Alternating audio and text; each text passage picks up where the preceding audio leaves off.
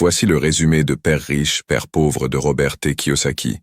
Si ce genre de résumé te plaît, like, commente et abonne-toi pour en découvrir plein d'autres.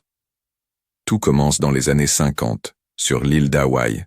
Un petit garçon, Robert, écoute deux hommes lui parler d'argent.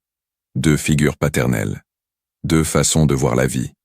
Le premier lui dit « Travaille dur, vise la stabilité, épargne, et tout ira bien. » C'est son père biologique, professeur, fonctionnaire, modèle de rigueur académique. Il croit au diplôme, à la sécurité, à l'épargne. C'est ce que Robert appellera son père pauvre. L'autre, le père de son meilleur ami, dit plutôt « L'école ne t'apprendra pas à devenir riche. Apprends à comprendre l'argent et il travaillera pour toi. » Cet homme n'a pas fait d'études, mais il possède des entreprises, de l'immobilier et une manière totalement différente de penser. C'est son père riche. Robert grandit entre ces deux discours. Et très vite, il comprend. Ce n'est pas le revenu qui rend riche, c'est l'éducation financière. Et ça, aucun professeur ne te l'enseigne. Voici ce que son père riche lui transmet. 1. Les riches achètent des actifs. Les pauvres, des passifs. Un actif, c'est quelque chose qui met de l'argent dans ta poche. Immeuble, action, business. Un passif, c'est ce qui t'en enlève. Crédit, voiture, maison principale. 2. Le salariat ne rend pas libre. Si tu dois vendre ton temps pour vivre, tu es coincé.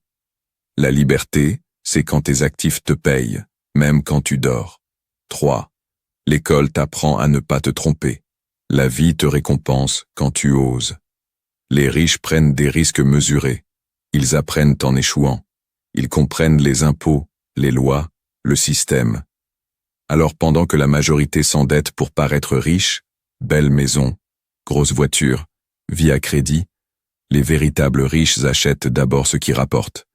Et avec ces revenus, ils se paient ensuite ce qu'ils veulent. Mais il y a plus profond encore. Le père riche enseigne la différence entre travailler pour l'argent et faire en sorte que l'argent travaille pour soi. Et ça, personne ne te le dit. Parce que tout le système scolaire est construit pour créer des employés, pas des entrepreneurs. Kiyosaki t'ouvre les yeux. Il te dit que les vraies leçons ne sont pas dans les salles de classe, mais dans l'expérience, dans les erreurs, dans la prise de risque.